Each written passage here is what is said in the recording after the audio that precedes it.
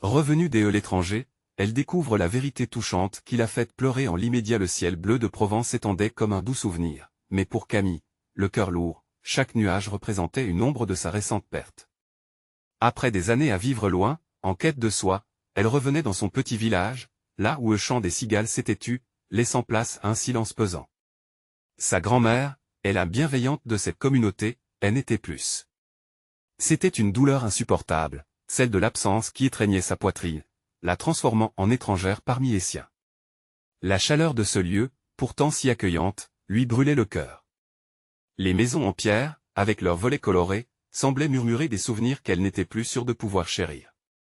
Dans sa maison de famille, elle arpentait chaque pièce, chaque recoin, à la recherche de traces de celle qui lui avait tant appris. Au milieu du désordre, son regard était attiré par un vieux tiroir en bois, un peu usé par le temps. Elle l'ouvrit doucement, le bois grinçant comme un écho de mémoire. Là, elle découvrit une lettre, soigneusement pliée. Et l'écriture fine et élégante, c'était celle de sa grand-mère. La curiosité piquée, Camille l'ouvrit avec précaution. Ce qu'elle lut la bouleversa. Les mots décrivaient un amour secret, une tristesse cachée, et surtout, le nom d'un homme, son grand-père, que personne n'avait jamais mentionné. Les larmes roulèrent sur ses joues alors qu'elle prenait conscience de ce passé si lourd. Pourquoi sa grand-mère avait-elle gardé ce secret, barrant ainsi l'accès à une partie de son héritage? Était-ce la peur du mépris, des regards pleins de jugement, qui l'avait poussée à faire taire une histoire d'amour et de dignité? La vitrine de ses souvenirs se brisait sous le choc de cette révélation. Elle se sentait déchirée entre l'amour pour sa famille et la trahison que ce silence représentait. Rassemblant son courage, Camille commença à arpenter les ruelles du village, un monde qu'elle avait quitté mais qui semblait inextricablement lié à ce qu'elle venait de découvrir. Les petites conversations entre voisins, les rires échangés sur les terrasses des cafés, tout lui paraissait familier mais étrangement distant. Les murmures se mêlaient à son esprit, les villageois ignoraient la tempête qui se préparait. Elle pouvait déjà sentir la curiosité se transformer en jugement. Avant de continuer, je dois vous avertir de quelque chose d'important qui se passe. YouTube a fait des changements dans le système et beaucoup de personnes perdent les notifications des chaînes qu'elles suivent. Si vous aimez le contenu, cliquez sur la clochette et marquez toutes les notifications pour ne pas rater les prochaines vidéos. Et si vous pouvez laisser un like, ça m'aide énormément avec la portée sérieusement, ça fait la différence. Ah, dites-moi dans les commentaires d'où vous regardez. J'ai toujours la curiosité de savoir qui est de l'autre côté de l'écran. Maintenant continuons. La tension monta d'un cran alors qu'elle se réunissait avec les villageois pour partager sa découverte. Chaque regard porté sur elle était un reflet de la peur, du jugement et, pourtant, d'une immense curiosité. Lorsqu'elle prononça le nom de son grand-père, elle se chargea d'une émotion palpable, et un murmure collectif suivit son geste. Si elle révélait cette vérité, serait-elle accueillie avec compassion ou rejetée pour les secrets qu'elle dévoilait? La ligne devenait floue entre héritage et avenir, amour et honte. Dans ce moment de vérité, Camille risquait de redéfinir son lien avec sa grand-mère, avec le village, et surtout avec elle-même. Elle savait que la révélation de ce secret ancestral pourrait faire trembler les fondations même de ce qu'elle pensait être sa famille. Chaque battement de son cœur résonnait comme une promesse de renaissance. Que découvrira-t-elle finalement en exposant cette vérité cachée? La réponse était là, suspendue dans l'air, prête à éclater. Le vent frais du soir caressait doucement le visage de Camille tandis qu'elle se tenait au milieu de la place du village, entourée des visages familiers mais pleins de réticence. Les enfants jouaient près de la fontaine, leurs rires se mêlant au chuchotement des adultes. Mais pour Camille, tout cela semblait être un tableau lointain, un écho d'un passé révolu. Elle sentait le poids de leurs regards, comme une étreinte froide qui l'étouffait. « Camille, pourquoi tu fais ça ?»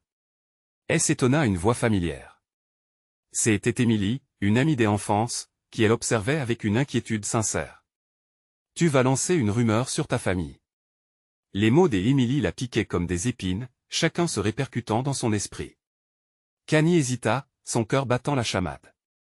Avait-elle vraiment envie de ruiner cet équilibre précaire? Elle savait que les villageois n'aimaient pas les secrets, mais elle ne pouvait pas ignorer la douleur qu'elle portait.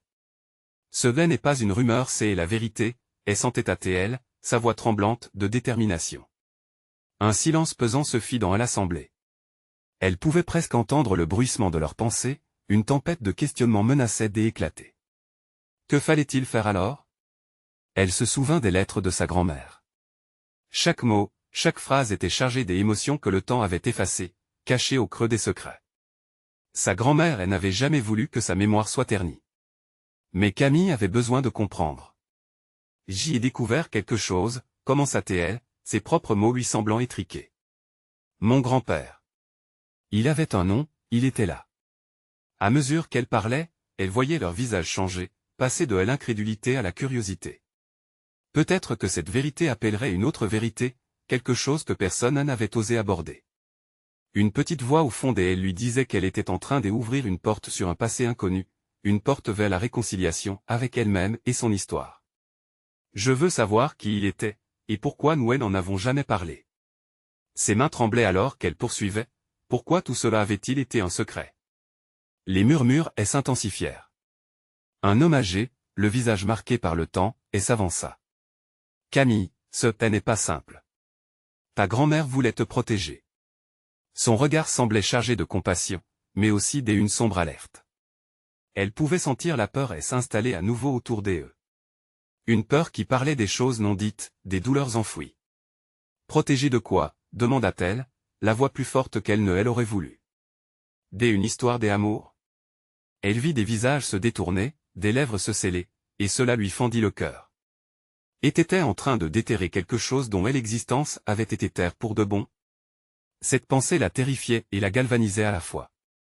Elle savait que la lumière ne pouvait jamais vraiment effacer les ombres du passé, mais espérait qu'au moins, elle pourrait les apprivoiser. Peut-être qu'il est temps de ne plus avoir honte des secrets, conclut Camille, son regard défiant celui du village. Loin d'être une menace, elle proposait une pierre pour bâtir des ponts, pas des murs. La lumière du soleil couchant projetait des ombres longues, mais elle savait que c'était l'heure de choisir son chemin. Les villageois l'observaient, hésitant. Serait-elle acceptée? Serait-elle rejetée? Et l'inquiétude flotta dans l'air épais et chargé, mais cela serait peut-être le début d'une nouvelle histoire. La pendule des émotions vibrait, prête à déclencher une réaction. Les prochaines heures pourraient décider de son avenir, mais Camille était prête à affronter la vérité. Car chaque vérité a le pouvoir de libérer. Ce qui restait à voir, c'était si son village était prêt à le faire avec elle. Mais quel choix ferait-il finalement face à l'héritage d'un amour perdu? La tension dans l'air était palpable, une atmosphère enfiévrée qui enveloppait la place du village. Camille sentait son cœur marteler sa poitrine, comme un tambour battant pour attirer l'attention. Les visages devant elle, si familiers, prenaient des teintes nouvelles, un mélange d'inquiétude et d'intérêt. Elle savait que ce qu'elle révélait était plus qu'une simple histoire familiale, c'était une ouverture vers l'inconnu, un appel à faire face à des souffrances anciennes. « Camille, tu dois réfléchir » murmura Émilie, son visage marqué par l'angoisse. Mais Camille l'ignorait presque, son esprit en proie à un tourbillon d'émotions. Que est-ce qu'elle pouvait dire de plus pour faire comprendre son besoin de vérité? Chaque regard qu'elle échappait à Émilie la renvoyait à celle qu'elle était et à celle qu'elle devait encore devenir. « Je comprends votre peur », commença-t-elle, sa voix soudainement plus douce, presque un chuchotement rassurant. Mais je ne peux plus vivre dans l'ombre de ce secret. Chaque jour, je sens un poids sur mes épaules, un héritage que je ne connais pas. Elle leva les yeux vers l'assemblée, cherchant des signes d'acceptation. Un vieux couple, aux cheveux grisonnants et aux mains tremblantes, se tenait un peu en arrière. Leurs regards croisés évoquaient une histoire, une silhouette floue des échos d'un passé partagé. Et l'une de ces ombres pouvait très bien être celle de son grand-père. Camille ressentit un frisson, comme une connexion invisible qui l'attirait vers eux. Le temps paraissait se tordre, entre rêve et réalité. Si tu veux percer ce mystère, alors sache qu'il y aura des conséquences, dit l'homme âgé avec une voix rauque, mais le regard ferme. Son aveu résonna dans l'espace comme une promesse de rébellion contre le silence. Camille savait que la découverte de son histoire était un voyage potentiellement douloureux, mais il valait mieux que de vivre dans l'ignorance. Un murmure d'approbation parcourut la foule. C'était à la fois un souffle de soutien et une hésitation collective. Une femme, très proche de la fontaine, s'avança. Ses yeux étaient pleins de larmes, et son visage était une carte des années passées. Cette histoire, elle peut rassembler ou déchirer, Camille, mais c'est un devoir que nous devons tous partager. Les émotions affluèrent en elle, comme une marée montante. Camille réalisait que ce elle n'était pas simplement sa quête, c'était aussi celle du village. Un besoin partagé de vérité, de compréhension, de guérison. Elle avait ouvert une porte, et derrière, une lumière douce filtrait, illuminant des souvenirs obscurcis. Émilie, visiblement émue, ajouta, « Je me rappelle des histoires que ma mère racontait sur ton grand-père. Elle disait qu'il était un homme bon, mais que certaines vérités devaient rester cachées pour protéger ceux que nous aimons. » Camille ressentit un mélange de gratitude et de frustration. Pourquoi ces mots avaient-ils été tus jusqu'à présent? Peut-être que les vérités ne sont pas des chaînes, mais des ailes, proposa-t-elle avec un sourire tremblant. Et peut-être qu'au bout du compte, elles nous aideront à nous envoler vers quelque chose de plus grand. Les murmures se calmèrent alors, comme si un accord implicite s'était noué. Les villageois, bien que hésitants, semblaient prêts à soutenir Camille dans sa quête. Une nouvelle dynamique s'installait, un souffle d'espoir partagé qui berçait la large assemblée. Elle pouvait sentir l'énergie vibrante autour d'elle, et l'idée que chacun était à un carrefour. Dans ce moment suspendu, Camille sut qu'elle ne ferait pas ce voyage seule. Elle était prête. Mais à cette pensée, une question surgit de son cœur, était-elle prête à briser les chaînes du passé même si cela signifiait faire face à des vérités douloureuses? Les prochaines révélations pourraient non seulement changer son histoire personnelle, mais aussi redéfinir celle du village tout entier. Les pages d'une histoire, longtemps scellées, étaient sûres. Le point d'être tourné. Quel impact cela aurait-il sur les liens tissés entre eux? C'était à la fois une promesse et une terreur. Et c'est dans cette lumière qu'elle se tenait, prête à découvrir ce que l'avenir lui réservait. Une aventure qui la mènerait au cœur des secrets les plus enfouis, mais aussi à la rencontre des vérités libératrices. Que se passerait-il lorsque le passé et le présent s'entrechoqueraient? Les murmures qui avaient commencé à se tarir reprirent de plus belle, l'assemblée oscillant entre l'espoir et la peur. Camille observait les visages autour d'elle, comme si elle voyait pour la première fois la profondeur des blessures non cicatrisées. Les regards hésitants des villageois reflétaient leur propre lutte avec le passé. Elle allait devoir les guider, et ce, même si elle-même était pleine d'incertitudes. Et quelle vérité sommes-nous prêts à dévoiler? Demanda une voix dans l'assistance, teintée de scepticisme. C'était Marc, un homme connu pour sa franchise, mais également pour sa méfiance envers les histoires anciennes. Chaque vérité peut être douloureuse, mais elle peut aussi être libératrice, lui répondit Camille, sa voix se renforçant. Elle pouvait sentir que sa détermination commençait à se diffuser dans l'air lourd de la place. La douleur ne disparaîtra pas si nous continuons à ignorer ces histoires. Elles font partie de nous. Émilie, la main sur le cœur, acquiesçait en silence, son soutien inébranlable mais vulnérable. Elle savait que Camille prenait un risque, non seulement pour elle, mais pour tout un village.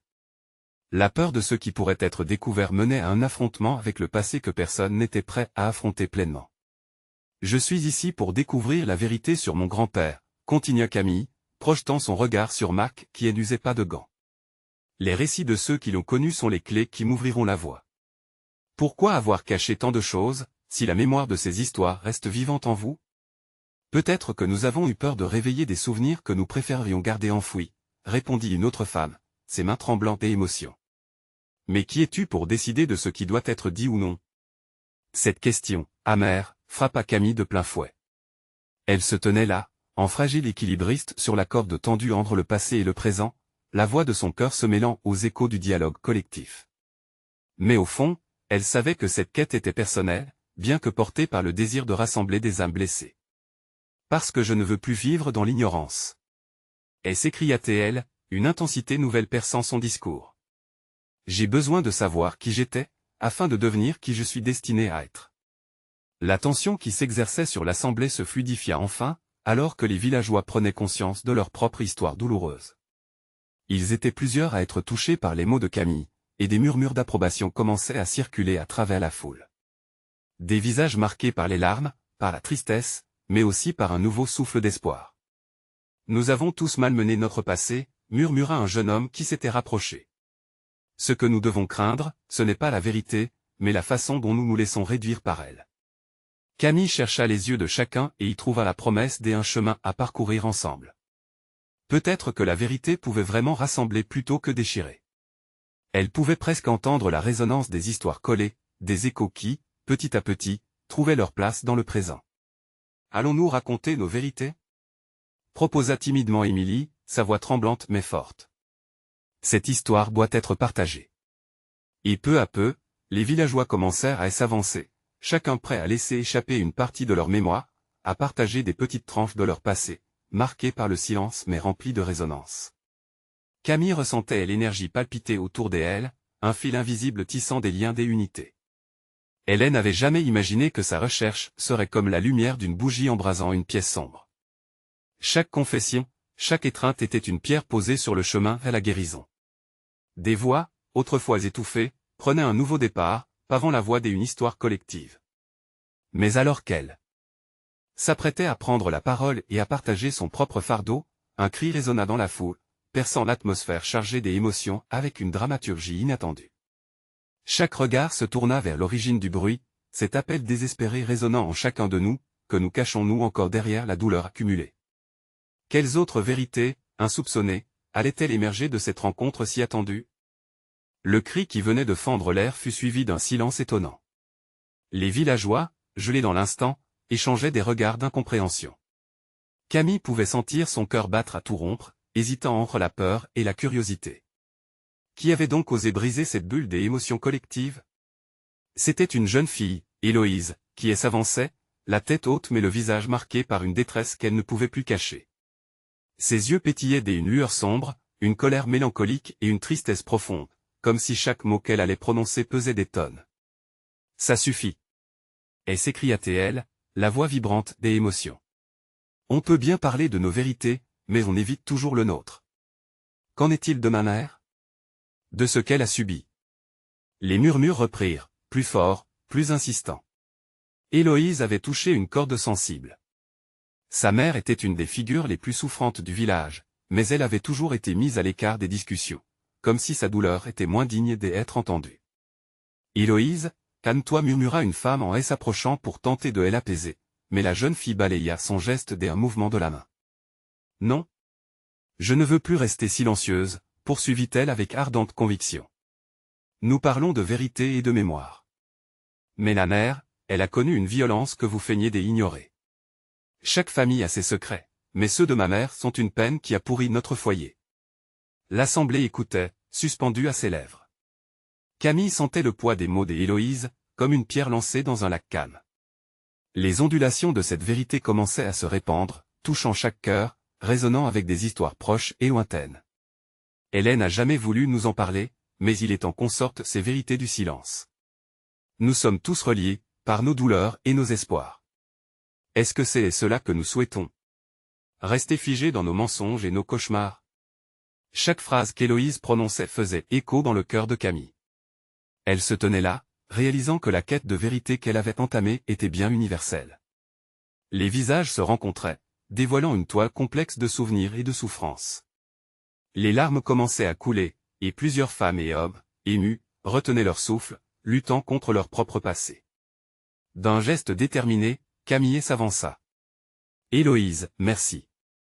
Merci d'avoir osé parler. Je me rends compte que chacun porte une charge. Que chaque silence est un cri à l'intérieur. Vous avez raison. Et s'attaquer à ce qui est enfoui est essentiel pour nous libérer. Votre douleur mérite d'être partagée. Nous devons écouter, ne pas détourner le regard. » Un murmure d'approbation naquit parmi la foule, et des têtes hochèrent en signe des accords. Inspirez, expirez. Émilie, touchée par la force des Héloïse, s'approcha également, ajoutant sa propre histoire sur les souffrances de sa famille. Les récits s'entremêlaient, formant un chœur de voix brisée mais résiliente. Alors que Camille s'efforçait de rassembler les émotions éparpillées, une ombre émergea de l'arrière de la foule. Un homme, un étranger, façonné par le temps et la tristesse, avança lentement. Des rugosités se dessinaient sur son visage, une histoire longue et tortueuse se lisait dans ses yeux. Caroline, murmura-t-il. C'était un nom qui résonna dans l'air lourd, et tous les regards se tournèrent vers lui, effrayés et intrigués. Qui était cet étranger et quel rôle jouait-il dans cette quête de vérité? Les regards curieux se confondirent, anticipant ce que cet homme allait révéler. Quel secret allait maintenant remonter à la surface? La quête de vérité s'annonçait plus complexe et plus poignante que jamais. L'étranger s'arrêta au centre de la foule, comme une statue figée au milieu d'une tempête. Son regard parcourut les visages contrariés qui se trouvaient devant lui, cherchant une connexion, une compréhension. Un frisson traversa le groupe lorsque ses yeux rencontrèrent ceux d'Héloïse. La colère qui habitait la jeune fille fit place à une curiosité mêlée de crainte. Je suis le père de Caroline.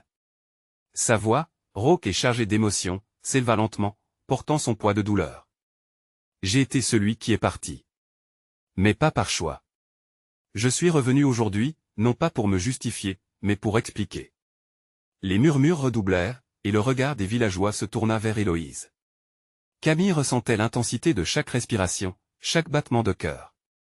Cet homme, un inconnu aux traits marqués par le temps, portait un secret, un lien perdu qui pouvait bouleverser la compréhension de tant d'histoires. Je sais que votre mémoire de Caroline n'est pas celle de la femme forte que vous avez toujours connue, mais celle d'une mère brisée, continua-t-il, les yeux baissés, comme si la honte le foudroyait. Je l'ai laissée seule face à ses démons, à sa souffrance. Le visage d'Héloïse blêmit. Chaque mot de cet homme était une flèche, tirée avec précision sur les failles de son cœur.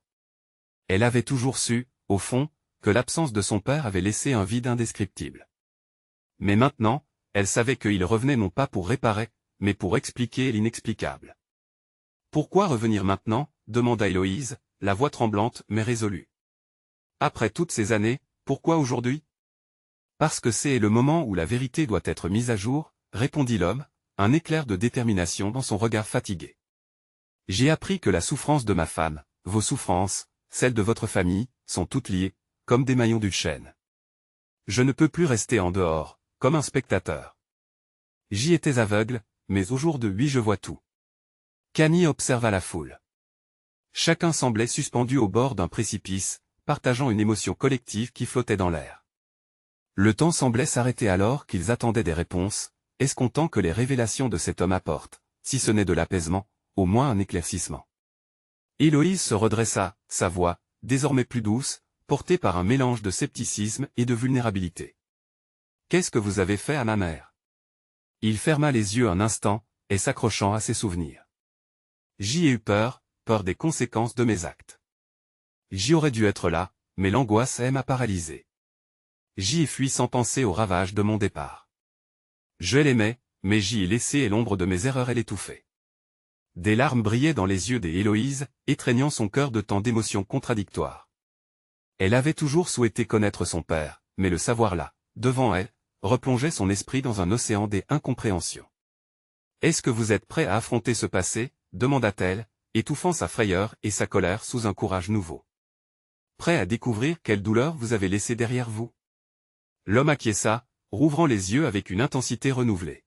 « Oui, c'est ce que je suis venu faire. Je veux comprendre, pour commettre mes erreurs et partager ce poids. » Le murmure de la foule s'éleva à nouveau, comme une marée montante. Camille, témoin de cette rencontre, sentait que la quête de vérité prenait une nouvelle dimension. Les vies étaient enchevêtrées, chacun appelant à l'autre pour dénouer les fils de leurs histoires. Leurs regards se croisaient, luttant contre la peur du passé tout en cherchant l'espoir d'un avenir éclairé par la vérité. La voix d'Héloïse résonna de nouveau, empreinte d'un mélange de force et de fragilité. « Alors, si nous parlons de douleur, parlons aussi de guérison. Qui sera prêt à se battre avec nous pour faire face à cette histoire ?» Le silence qui suivit était lourd de promesses, tandis que chacun se tenait au bord d'un nouveau chapitre, appréhendant une transformation inévitable. La quête de vérité s'intensifiait, mais les secrets cachés allaient-ils réellement être libérés, ou étaient-ils destinés à rester enfouis dans l'ombre? Héloïse se tenait là, le cœur battant à tout rompre, comme si chaque mot de cet homme ancien et troublé pouvait faire trembler la terre sous ses pieds. Les membres de la foule, peu à peu, semblaient s'être figés dans l'attente d'un dénouement, chacun s'accrochant, dans le silence, au fil fragile de l'espoir suspendu. « Je veux savoir, » reprit-elle, sa voix à peine un murmure, la fragilité de son être exposé au grand jour. « Tout. Pas seulement la douleur, mais aussi la vérité sur ma mère et son combat. Comment avez-vous pu laisser cela se produire ?» Les paroles s'échappèrent de sa bouche comme une bouffée d'air retenue depuis trop longtemps, trahissant la tempête d'émotions qui l'emportait. Le regard de son père s'abaissa, et la tristesse envahissait son visage. « Je n'ai jamais pensé que chaque décision pouvait détruire, » avoua-t-il. « J'étais l'égoïste, enfermé dans mon propre monde de terreur. Quand j'ai pris la fuite, je pensais que c'était un choix temporaire, un mauvais moment. Je n'ai pas réalisé que cela causerait un effondrement. » Camille vit les joues d'Héloïse s'empourprer sous la colère, mais aussi quelque chose d'autre, une lueur de compréhension. Elle cherchait peut-être, derrière la détresse de cet homme, une explication qui pourrait lui redonner du sens. Mais vous auriez pu revenir. S'exclama-t-elle, le visage tourné vers la foule. Pensez-vous que nous n'étions pas là, que nous n'attendions pas? L'étranger, poignardé par les mots des Héloïse, déglutit difficilement. Je pensais que revenir ne ferait que raviver la douleur. Je ne savais pas. Je vous demande pardon. Mais il est temps. Temps de réparer ce qui peut l'être. Les murmures de la foule s'intensifièrent alors qu'une femme au fond, les larmes aux yeux, osa enfin s'avancer. Nous souffrons tous dans le même bateau, dit-elle d'une voix tremblante. Mais si nous n'osons pas ouvrir notre cœur pour écouter, quel espoir avons-nous de guérir? Ce simple cri du cœur transforma l'énergie qui enveloppait la scène. Les visages auparavant courroucés commençaient à exprimer une compréhension commune, une empathie qui était peut-être dévastée mais néanmoins présente. Héloïse, toujours méfiante, observa cette mariée des émotions. Alors, que devons-nous faire? Demanda-t-elle, se tournant vers cette femme. Quelle démarche allons-nous entreprendre pour avancer, pour regagner ce qui a été perdu? Chaque histoire a ses strates, ses secrets non dits, répondit la femme, son regard plein de compassion. Nous pouvons commencer par parler, par nous ouvrir. Révéler ce que nous avons enfoui et chercher ensemble ce qui pourrait nous unir. Un frisson parcourut la foule. Les regards se croisèrent, remplis d'une lueur d'espoir. Et l'étranger, hochant la tête, déclara « Je suis prêt à commencer. Je veux affronter mes erreurs avec vous tous. Pour Caroline, pour Héloïse, pour tous ceux que j'ai laissés derrière. » Héloïse, bien que toujours réticente, tenait en elle un éclat de lumière, une petite étincelle qui illuminait ses incertitudes. Elle savait que la route serait longue et parsemée d'embûches, mais pour la première fois en années, elle pouvait sentir un frisson prometteur parcourir son cœur. « Si nous devons tout révéler, tout partager, murmura-t-elle, alors commençons par le début.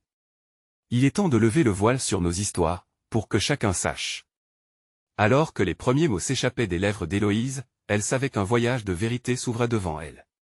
Mais où chacun de ces mots pourrait-il les mener? L'étranger, le père qu'elle avait en désiré connaître, était maintenant un acteur essentiel de cette quête. L'horizon s'assombrissait, mais l'espoir d'une lumière se dessinait encore à l'horizon. L'ombre du passé pouvait-elle vraiment être effacée? Quelle vérité cachée allait-elle bientôt être révélée alors que la conversation s'ouvrait aux blessures du passé? Héloïse inspira profondément, le regard fixé sur l'étranger. Elle ressentait une tension palpable dans l'air, un mélange d'expectation et d'angoisse qui enveloppait la foule. Chaque regard était une prière silencieuse, chaque cœur battait à l'unisson, impatient d'entendre cette histoire qu'ils attendaient depuis si longtemps. La voix de l'homme résonna, brisant le silence lourd. « Je vais vous raconter la vérité », commença-t-il, mais ses mots trébuchèrent alors qu'il cherchait la force de continuer. Ses yeux se perdirent dans les souvenirs, dans cette douleur qu'il avait cachée si longtemps. Ma décision de partir n'était pas simplement égoïste. C'était ma manière de fuir la terreur qui m'étouffait. Héloïse serra les poings, prenant la mesure de sa colère. Comment une telle terreur pouvait-elle justifier l'abandon? Chaque seconde qui passait la rapprochait de cette vérité qu'elle désirait tant, mais en même temps, elle sentait son cœur se tordre dans sa poitrine. L'étranger continua, sa voix teintée de regret. Caroline, votre mère, elle représentait tout ce que j'aimais. Mais elle était aussi, à mes yeux, le symbole de mes peurs. Je l'ai vue comme une lumière qui pouvait me déchirer un peu plus chaque jour. Quand la décision a été prise, je pensais protéger notre famille. Je n'ai pas su que c'était le début de notre chute. Les murmures parmi la foule s'intensifièrent, les émotions s'entremêlant et créant une toile complexe de compassion et d'incompréhension. Camille, près d'Héloïse, ne pouvait contenir ses larmes. Elle comprenait, mais cela ne rendait pas la douleur plus facile à supporter. Je pensais revenir, reprit l'homme, sa voix se brisant.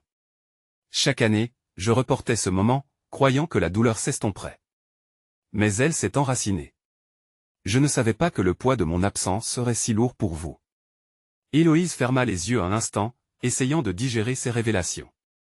Le chemin vers la compréhension semblait pavé d'ombre, mais chaque mot de son père était une pierre précieuse qu'elle ajoutait à son histoire. « Vous avez laissé un vide, murmura-t-elle, la voix tremblante. Chaque fête, chaque anniversaire, chaque moment de joie était teinté par votre absence. Vous ne pouvez pas imaginer la douleur que cela a engendrée. »« Je le sais maintenant, » répondit l'homme, un tremblement d'émotion dans sa voix. « Je suis ici aujourd'hui non pas pour effacer le passé, mais pour reconnaître ma part de responsabilité. Je veux réapprendre à vous connaître, à être là, pour combler ce vide. Alors que l'écho de ces paroles se taisait, un silence s'installait, lourd de signification. Le temps semblait se suspendre, chaque membre de la foule retint son souffle, attendant la prochaine révélation. Héloïse comprit alors que ce que son père était en train de faire était bien plus qu'une simple confession, c'était une promesse. Mon père commença-t-elle, et sa voix se fit tremblante, chargée d'espoir mêlé à la douleur. Si nous pouvons vraiment avancer, alors nous devons affronter nos peurs ensemble. Vous devez comprendre combien de personnes ont souffert à cause de ce silence. Leurs regards se croisèrent à nouveau, un échange d'émotions qui promettait à la fois réconciliation et guérison. Alors, faisons-le ensemble, proposa l'homme, la détermination éclairant son visage. Ouvrons les yeux sur les douleurs du passé pour embrasser un futur commun. L'enthousiasme et l'appréhension se mêlaient dans le cœur d'Héloïse. Elle se sentait à la fois vulnérable et forte, prête à explorer ce nouveau chapitre. Mais une question persistait, leur chemin vers la guérison serait-il assez fort pour surmonter les années de silence et de regrets enfouis? Alors qu'ils commençaient à balbutier des histoires, à partager des souvenirs, Héloïse savait qu'une route ardue les attendait. Comment traduire tant de souffrances en une empathie partagée? Leur quête ne faisait que commencer, et pourtant une nouvelle lumière brillait sur l'horizon. Quelle vérité encore plus profonde allait-elle découvrir ensemble en se lançant dans cette exploration? Héloïse retira son regard du père qu'elle venait à peine de retrouver. La foule qui l'entourait se mit à vibrer doucement, comme un immense cœur collectif battant à l'unisson, partagé entre l'espoir et l'incertitude. Alors que les murmures se mêlaient au bruit lointain de la ville, elle sentit une chaleur monter à ses joues, et l'émotion prenant le pas sur tout. Comment pourrions-nous commencer? Osa-t-elle poser, sa voix hésitante mais déterminée, comme si chaque mot était un pas vers un inconnu. Par la vérité, répondit l'homme, son regard empreint d'une intensité nouvelle. Héloïse comprit alors qu'elle n'était pas seule. Camille, son amie, lui prit la main, lui offrant un soutien silencieux. Ce geste simple lui insuffla du courage, et elle se redressa, prête à affronter le passé. Je veux tout savoir, poursuivit-elle. Non seulement sur vous, mais aussi sur ce qui nous a séparés. Pourquoi n'avez-vous jamais appelé, jamais écrit? Pourquoi avoir choisi le silence? L'étranger baissa les yeux, comme si le poids de son propre passé le submergeait à cette question. Je pensais que m'éloigner vous protégerait, dit-il d'une voix rauque. Je croyais que c'était la meilleure chose à faire. Mais je me trompais. Vous avez laissé un vide qui ne peut pas être comblé par des excuses, l'interrompit Héloïse avec une fermeté surprenante.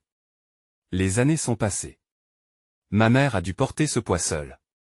Ne pensez-vous pas qu'il est trop tard pour réparer ce que vous avez cassé? Le silence fut lourd de sens. La foule, captivée par l'intensité du moment, retint son souffle. Héloïse sentait que son cœur battait la chamade, une colère sourde mêlée à une lueur d'espoir qui commençait à poindre. Peut-être qu'il est trop tard pour revenir en arrière, admit-il finalement, sa voix tremblante. Mais je suis ici, maintenant. Pour tenter de comprendre, pour affronter mes démons, même si cela doit prendre du temps. Héloïse soupira, quelque chose en elle se débloquant lentement. Et que envisagez-vous, exactement? Comment allons-nous avancer? Un frisson passa sur sa peau, une peur sous-jacente de ce qui suivrait. Je veux vous écouter, répondait l'homme, le regard plus intense que jamais. Partagez vos souvenirs. Connaître Caroline à travers vous. Je veux rattraper le temps perdu, même si cela signifie affronter encore vos larmes. Les mots de son père créèrent une onde d'émotion, comme une connexion invisible qui se tissait entre eux. Héloïse eut envie de fuir, de se cacher dans les méandres de son cœur meurtri, mais au lieu de cela, elle choisit de rester. Ce choix, bien qu'angoissant, était sa première étape vers la réconciliation. Très bien, alors, dit-elle finalement, sa voix plus forte, plus sûre. Commençons par parler de ma mère, de nous. Je veux que vous sachiez qui nous étions, et pourquoi votre absence a compté. Chaque mot qu'elle prononçait la rapprochait un peu plus de la compréhension. Héloïse savait que c'était une quête douloureuse, mais une partie d'elle avait soif de vérité. Alors qu'elle commençait à parler de ses souvenirs enfouis, elle se sentit portée par une force nouvelle. Le temps d'une soirée, les rivages du passé semblaient s'effacer, laissant place à une mer d'opportunités. Cependant, une question flotta dans l'air, prête à être posée. Quelle serait la réaction de son père à la souffrance qu'il avait engendrée? Héloïse aurait-elle la force de lui faire face, de lui montrer la douleur que son silence avait causée? Au fur et à mesure que les mots s'échappaient de ses lèvres, elle savait que chaque confession aurait un poids sur leur cœur, et sur les promesses d'un avenir ensemble. La goutte d'eau pouvait-elle vraiment laver les années de souffrance? Et quel impact cela aurait-il sur leur chemin vers la réconciliation?